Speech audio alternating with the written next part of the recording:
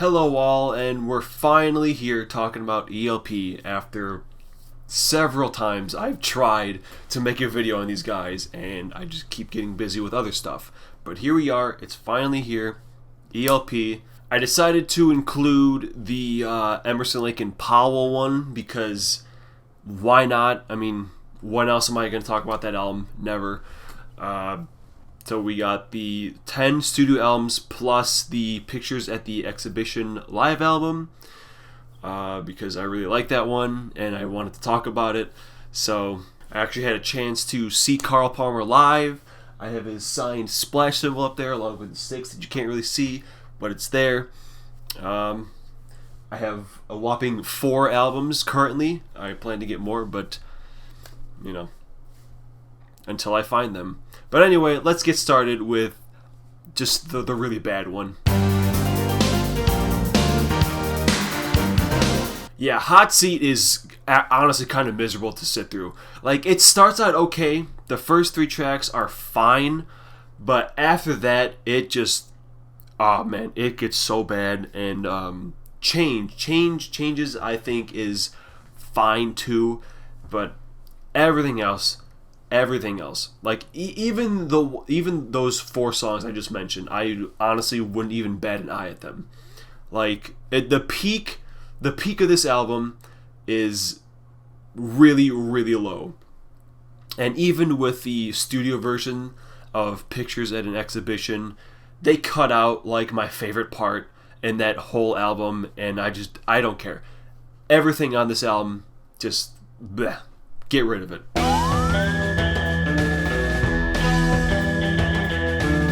Yeah, so Love Beach is just another one of those that's just kind of...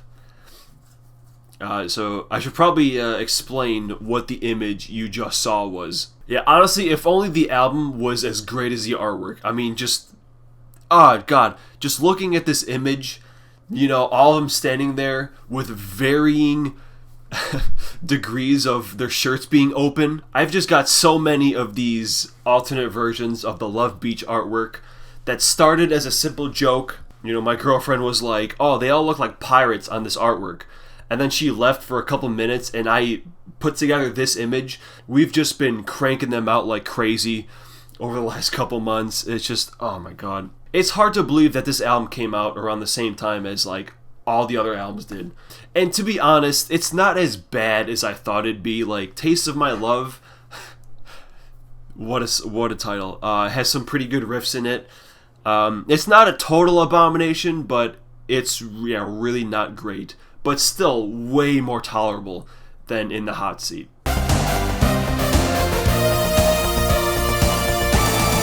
So Black Moon, still along these same lines. You know, it was like these last 3 albums, like nobody seems to really like them.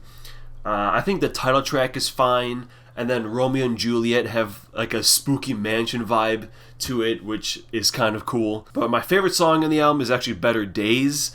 It has a nice faster tempo, a lot of great melodies. And honestly, that and Romeo and Juliet alone pretty much put it above Love Beach. But there's still several songs that I could not care less about. You know, with like Affairs of the Heart, Farewell to Arms, and the ending. It's a little better, but just not quite good enough to really like completely.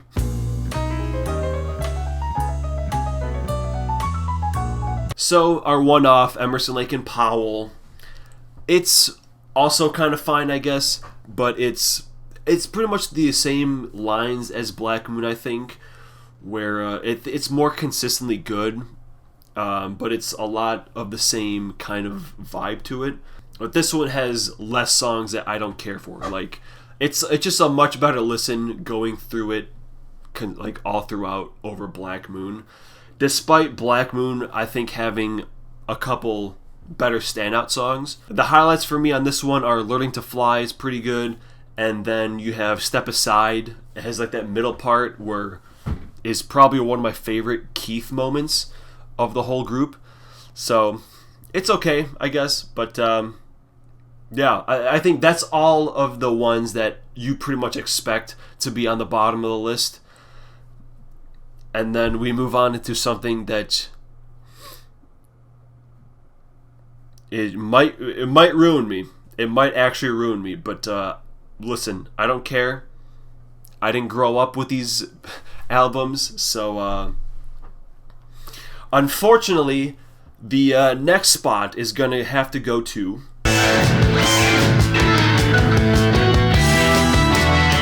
I don't know, man. I don't get it. I don't get what the crazy hype for this album is. I mean, you have like those three main ones, right? You have Trilogy, Brain Salad, and Tarkus. And this one like, easily is the one I care for the least. Like, the title track is fine, but kind of long, to be honest. I don't think it really needs to be 20 minutes. I think my favorite parts are actually where there's vocals in it, and that's not a lot of it. Actually, my favorite tracks are actually the last two. Ready Eddie is kind of goofy, but as we move further into this ranking, you'll see that I kind of love their goofy stuff. And then you have that line in The Only Way, something about why did he lose 6 million Jews or something about the Holocaust. I don't know. It caught me really off guard, and it just blew me away. I was like, what? Did I just hear that correctly? But yeah, man, as far as those classic ELP albums are concerned, this one's kind of overrated.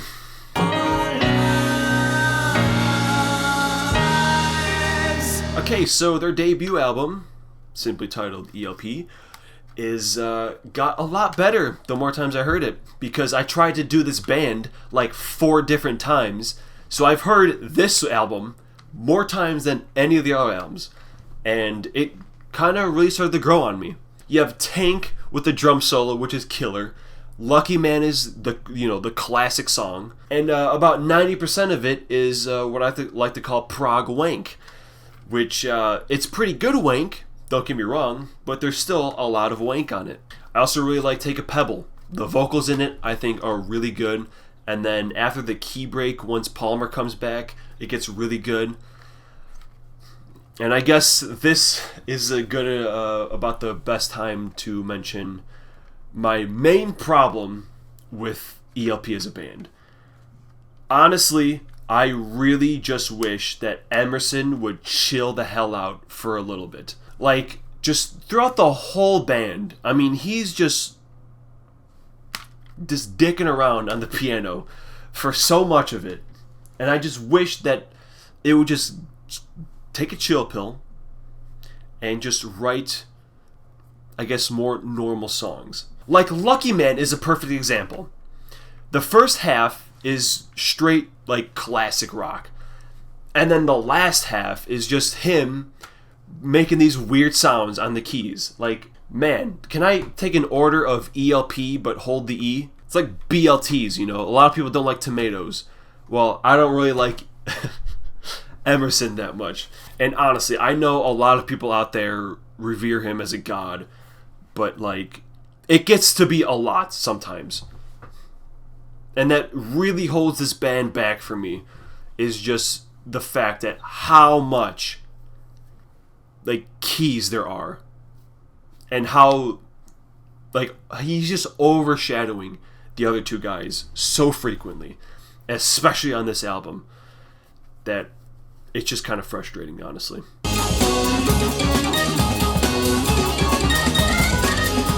Okay, so, you know, everyone's favorite, Brain Salad Surgery, is what, like number 5 for me? Because, oh man, what was I just talking about? Too much key wank. But, you know, you have the Carns, which I think are, it's, you know, the big piece on this album, which I frankly like a lot more than Tarkus, especially parts 1 and 2. I don't know why part 1 has 2 different parts, but, you know, whatever. Benny the Bouncer, you know, that goofy side of ELP that I really appreciate. And then you have a song like Still You Turn Me On, which is actually kind of decent too. I'll talk about this more as we move further on, but, like, other albums above this one just has a lot more fun factor, I guess I would call it. Because this next one has a lot of fun tracks, and despite it, not being as classic or, I guess, good as Brain Salad Surgery, I have too much fun with it. So Works 2. Yeah. I like Works 2 over Tarkus and Brain Salad Surgery and ELP. And you know what? There's another one that I prefer even over this one. But this one, the first 3 tracks are, especially Tiger in a Spotlight, are really decent head bobbers. And then one of my favorite ELP songs, Barrel House Shakedown, is so fun, and that's easily one of my favorite Keith performances. And then it ends really good too with Close But Not Touching and Honky Tonk Train Blues, because they're fun songs. They're actually fun songs. And honestly, this album was way better the second time I heard it. The first time I went through it, I was like, I don't know, it didn't hit me. But then, yeah, the second time, I really liked a lot of songs a lot more. And it's just a fun album. I don't give a shit if it's not a prog classic. It's fun. It's really enjoyable.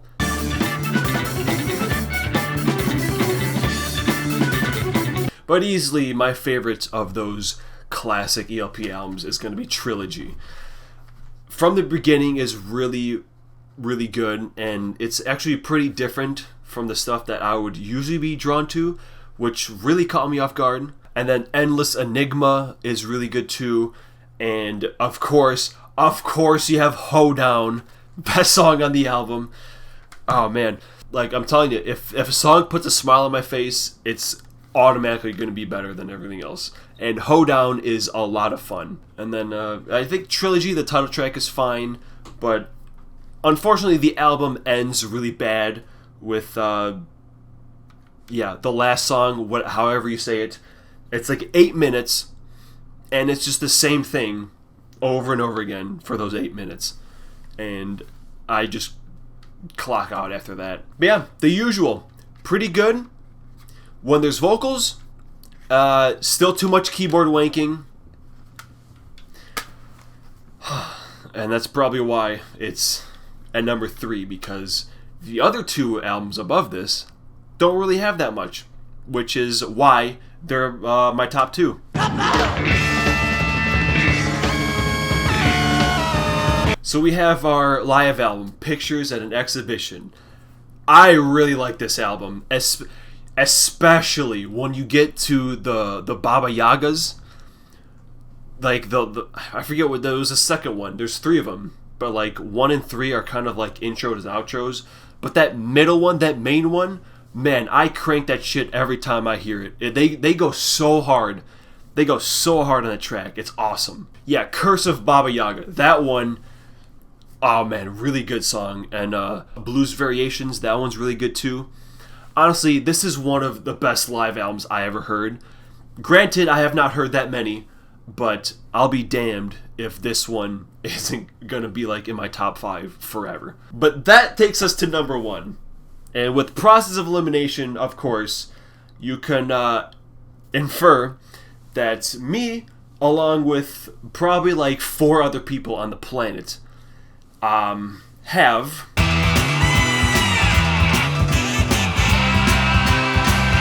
Works Volume 1 as my number 1 ELP album.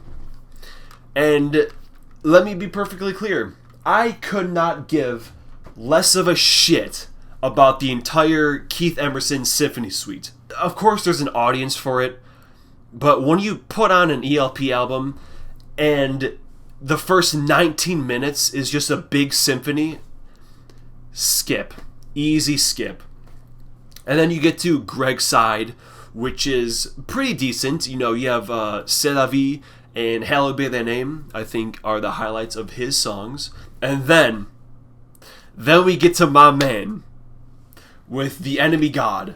And the album just shoots up so hard. And I was listening to that, I was like, man, this sounds so familiar. Where have I heard this song before? And I figured out that Metallica opened it with S&M 2. They played that same song. The symphony did. So, neat fun fact. But yeah, with the LA Nights, Food for Your Soul, and then it ends with both Fanfare for the Common Man and Pirates. This album is stacked with great songs. Like, the last half is significantly stronger than the first half, but the second half sure as hell makes up for the first half. And actually, I decided recently that I'm gonna start buying vinyl. And in order to prevent myself from bankrupting myself, I am only going to get my favorite album by each band. So one vinyl per band. And of course we have Works 1. This nice vintage style vinyl. With, there they all are. Pretty cool. So yeah, Works Volume 1. What can I say, man? I mean, it's a weird specimen because obviously the three of them wrote their own stuff separately and then they just put it all on one album. But just the stuff they wrote, minus Keith, was really good. And then they came together with those two songs. Well, I mean, Pirates is the only original song. But both of them slay really hard. And that is why Works 1 is my favorite ELP album. So yeah, be sure to tell me how wrong I am in the comments and how I don't understand prog and how I just can't mentally grasp the genius of Keith Emerson, because I don't think that he's a wizard. I don't know why he's a wizard, but yeah, I mean, yeah, just let me know. Let me know what you guys think. I am well aware that this list is going to be vastly different from everyone else's. But I think that's the fun of it, because yes, this world would be so good if we all had the exact same opinions on everything on the planet, and we all thought the exact same thing, and there was no variety.